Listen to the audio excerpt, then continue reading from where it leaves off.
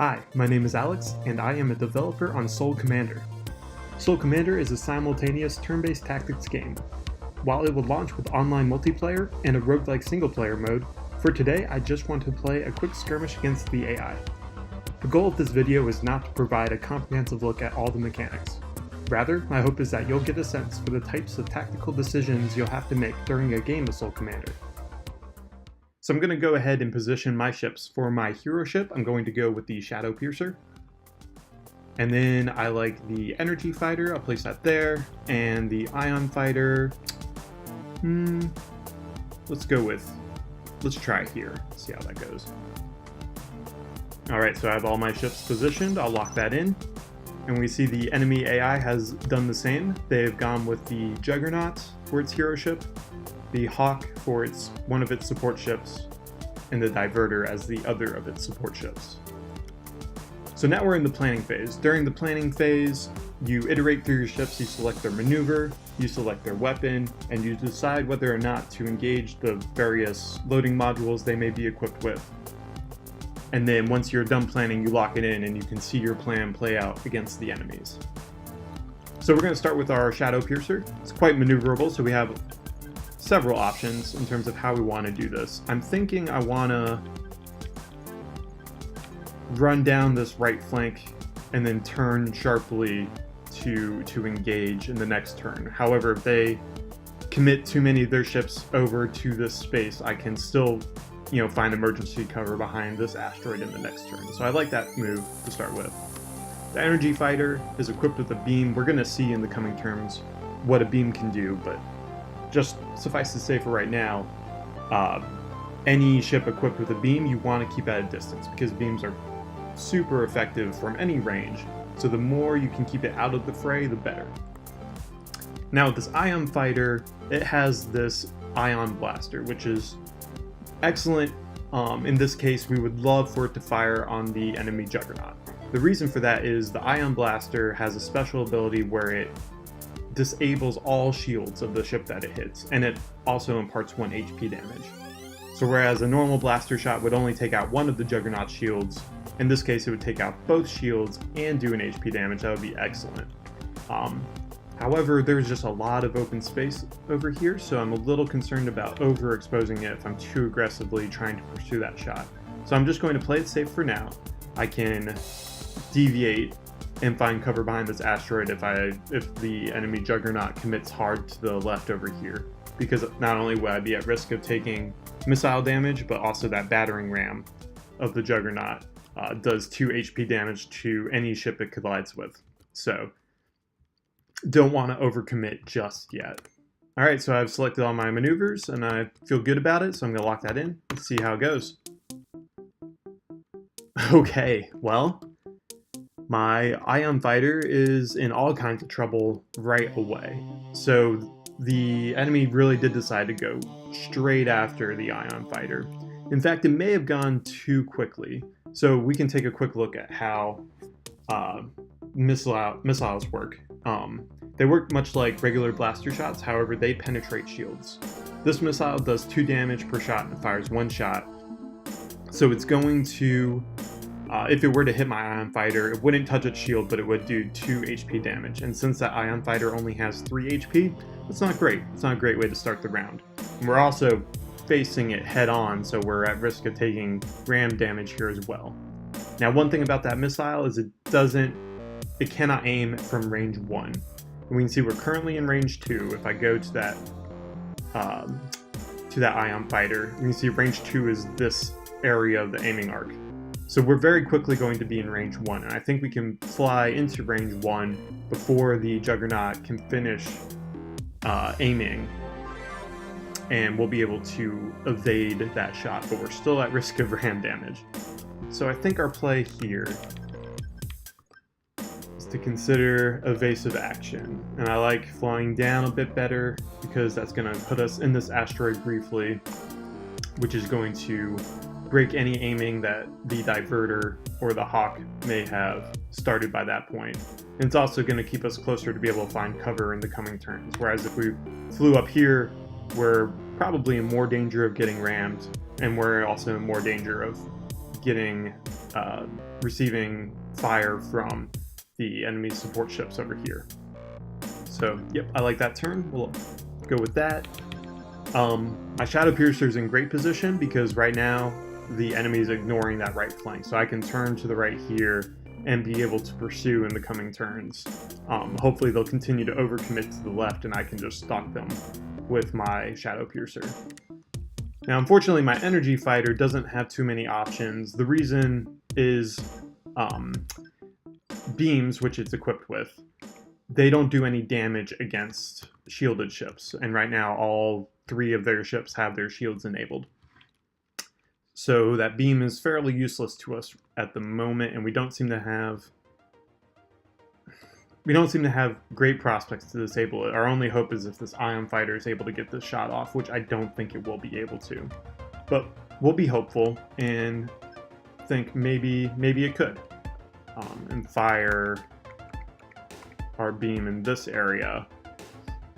And now if the enemy Juggernaut were to fly mostly straight or a little bit to the top of the map, we might get a lucky beam shot in there. Okay, so we're going to lock that in and see what happens. Alright, so we were able to evade the Juggernaut's missile and also avoid any ram damage. Currently being aimed at by this enemy diverter, my shield will absorb that blaster shot, so I'll be able to emerge relatively unscathed. However, my Ion Fighter is kind of isn't in a great position to do any damage of its own, so it really just needs to create as much spacing as it can and turn around and be able to try a new approach. But in this area, we'll be in relative safety to be able to turn around and give it another go. Our Shadow Piercer is still in excellent position. I'm going to fly it straight as fast as I can to get it as much into the fray as possible. The only thing I'm worried about is Juggernaut. If it were to turn sharply to its left, it would begin to threaten us with that battering ram module. So maybe I should maybe that's a little over aggressive. Maybe I should cut up a little bit. Yeah, I think this is actually a safer move for us.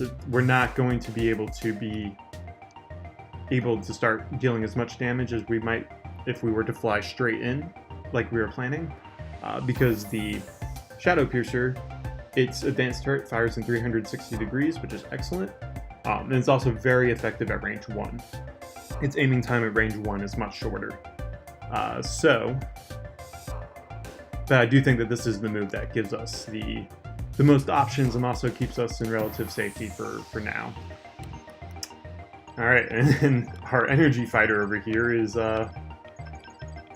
doing okay. We are not going to be able to fire a beam in this shot, or in this turn rather, but in the next turn we'll have one ready to go. So I think we'll just do a slight turn here. I'm a little concerned about this enemy Hawk flying through this space here and getting an easy dual blaster shot on my Energy Fighter. But, you know, I don't think we set ourselves up with too many other options. So I think this is probably our best play for now, at least. All right, so we'll lock that in and see how it goes. Okay, so we can see that the enemy diverter did fire that blaster shot that was absorbed by our Ion Fighter shields.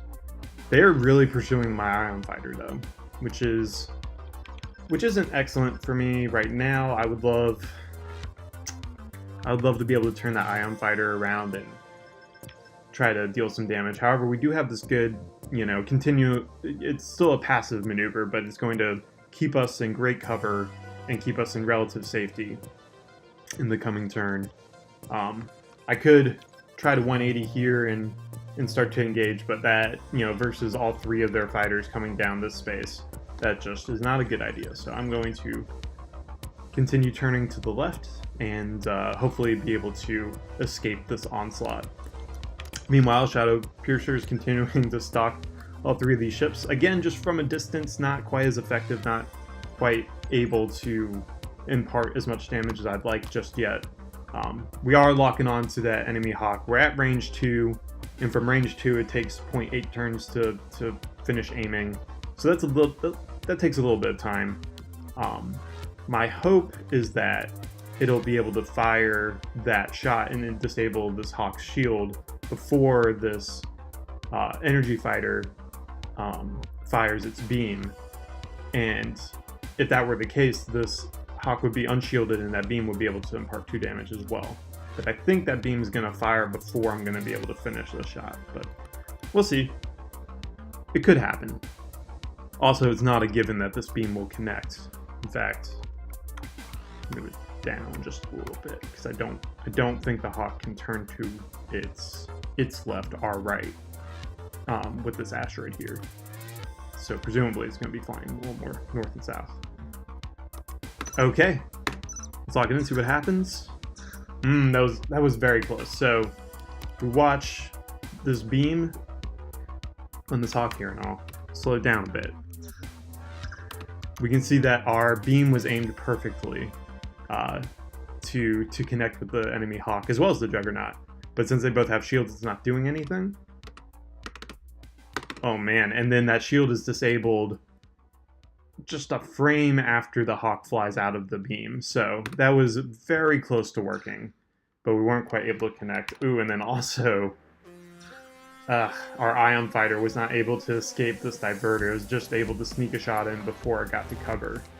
So that's going to do 2 HP damage, and our Ion Fighter is just overall really struggling at this point. So I think we'll just continue to try to fly away. Our Ion Fighter is really in dire straits. It doesn't really have any opportunities. Like if I were to try to turn around sharply here, for instance, I don't know if anyone's going to end up kind of in this space where it would be most effective. Maybe this Hawk, but I feel like that would put us at more risk for this Hawk to turn to its left and then finish us off. So I think we just need to continue being as evasive as we can, unfortunately, with that Ion Fighter. Our Shadow Piercer is continuing to stalk. We were able to take out the shield of this Hawk. And our Energy Fighter, I'm not sure if I want to bring it all the way down. Might be better to bring it over here and try to create a shot between this space and the coming turn to maybe pick off that Hawk. I think we'll try that instead. Okay, so yeah, in this turn I expect that we'll be able to get a blaster shot against the Juggernaut. That'll take out one of its shields. But not too many great offensive prospects for us right now. We're a little bit on the run. Okay, so the good news, I think, is we're going to be able to set up a pretty decent beam shot here. I want to cut that as close to the asteroid as I can, but I'm fairly certain we'll be able to connect with that Hawk.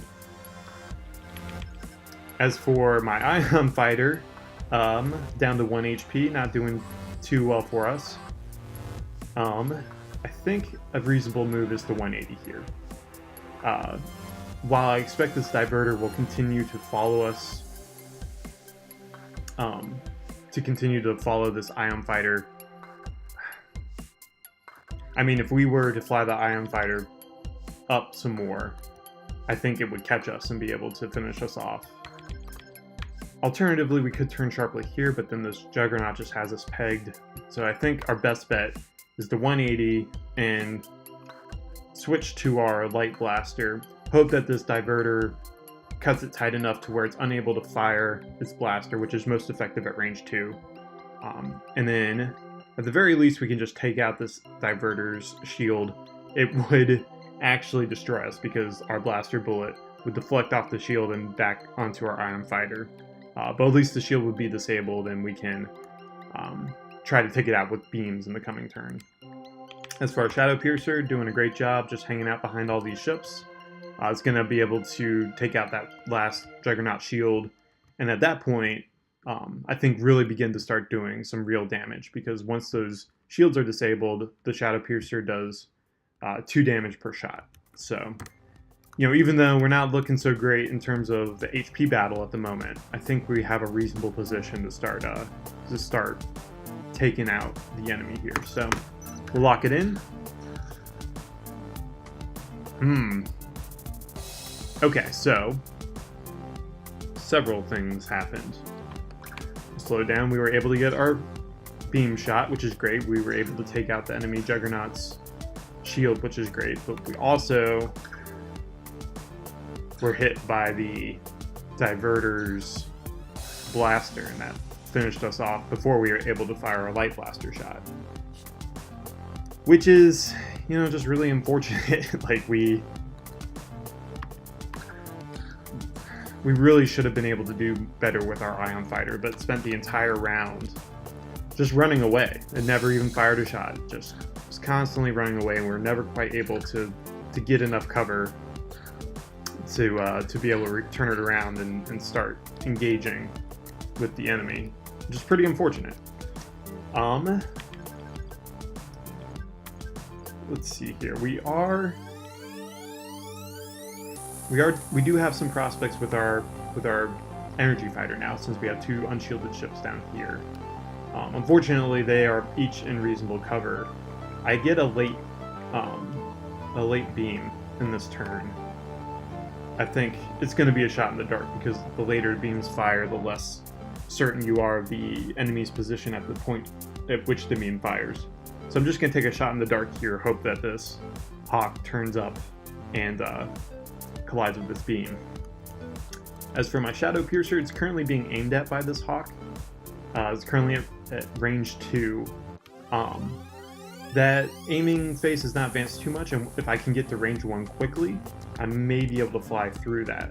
I'm also currently aiming at the enemy Juggernaut, and I would love for this shot to connect, because that's going to do 2 HP damage.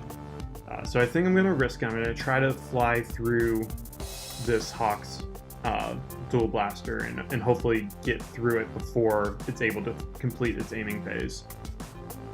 But that's a bit of a dice roll. I don't know if that will work for us or not. Excellent. All right, we'll lock that in, see how it goes. Okay, so a bit of a momentum swing there. Really excited about how that went. So, oops.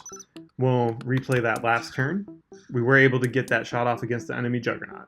We were able to avoid getting hit by the enemy Hawk. You can see we just narrowly escaped. That Hawk actually only got about 75% of the way completed with its aiming phase there with its dual blaster, so never really in too much danger. But then at the end of the turn, we can see that our shot in the dark beam was able to connect and finish off the Hawk, which is just really gratifying. That feels good, because that was, you know, we needed a break. We weren't doing all too well up to that point. All right, so some interesting decisions to be had with my Shadow Piercer. It's currently aiming at this Diverter, and we very much don't want to fire at the Diverter, because if that were to happen, it would fire that blaster bullet. The Diverter's deflector shield would deflect it back at my Shadow Piercer. My Shadow Piercer would take 2 damage from its own shot. We don't want that. However, we're already at range 2 and kind of see that the Diverter's on the outskirts of its range.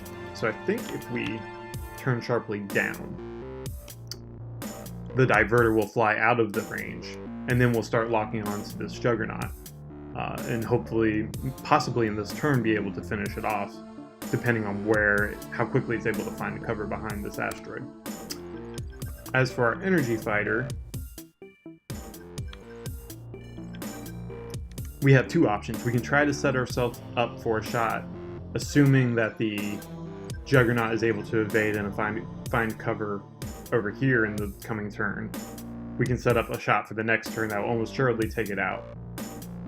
Or we can switch to our light blaster and start engaging this Diverter. I think I like sticking with the beam and setting up over here, because in the coming turn we're going to set up some good angles, and between my Shadow Piercer and my energy fighter, this Juggernaut probably shouldn't survive through the turn after this one, which will create a 2-on-1 scenario against the enemy Diverter, which will be great for us. So I'm going to go ahead and lock that in and see how it goes. Okay, so my energy fighter is should, I mean, if I miss this shot, I should probably just never play this game again. I mean, it's not a gimme. It does happen kind of midway through the turn. The Juggernaut can only turn to the left here. You know, it can't. It really has one or maybe two maneuvers that aren't going to end with it out of bounds, and the AI is certainly not going to let that happen. So we know that's going to be cutting to its left. Just the question of how sharp will it do so. So I'm going to put that there. I think that that's a good bet for us.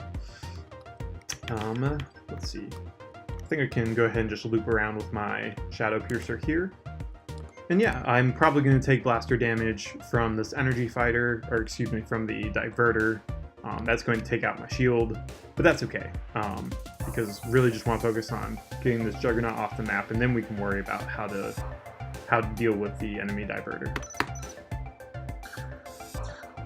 Okay, so that went exactly as planned. We were able to take that Juggernaut out with our energy fighter's beam, and now we're in a 2v1 scenario, which is pretty ideal for us.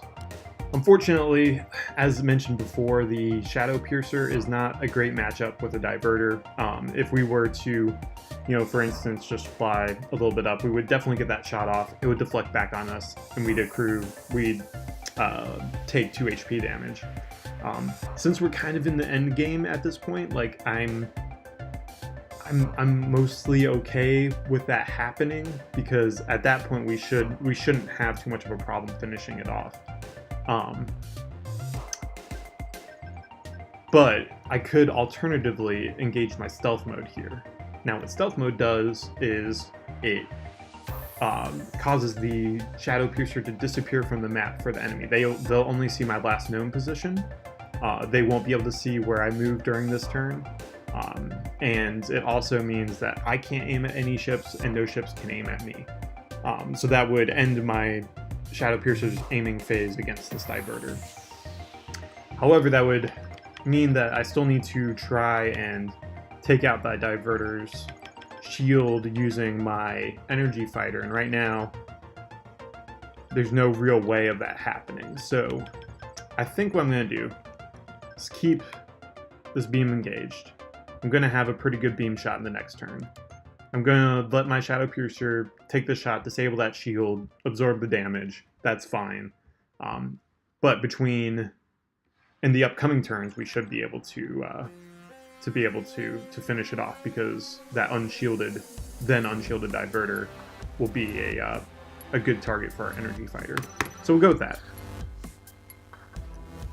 Okay, yeah. So we're looking good here. We did, you know, as expected, absorb that deflected blaster shot back on us. The diverter isn't really threatening any of my ships right now. My Shadow Piercer is likely to be able to complete the shot. Still in range 1, it's about to be in range 2, but it's already over 50% loaded, so that looks like a sure hit to me. And then our energy fighter just has this excellent beam, like just ready to go. Like that's a pretty, you know, I would call that a 95%er. It can get a little tricky when it's that soon. It's hard to guesstimate how far ahead the energy fighter will be.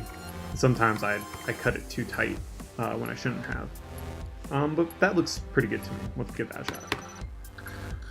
Okay. Alright, we have emerged victorious. Things were a little dicey at the beginning of that game, but we were able to pretty effectively turn it around. They really committed so many resources going after my Ion Fighter that, you know, even though they were able to draw first blood, we had a better we'd established better position to be able to mount a comeback. And we had that one turn where that unlikely beam connected, and that's really where the momentum shifted. So thank you so much for checking out this preview video. I hope that you enjoyed it. I'm going to leave you with one last replay of the entire round.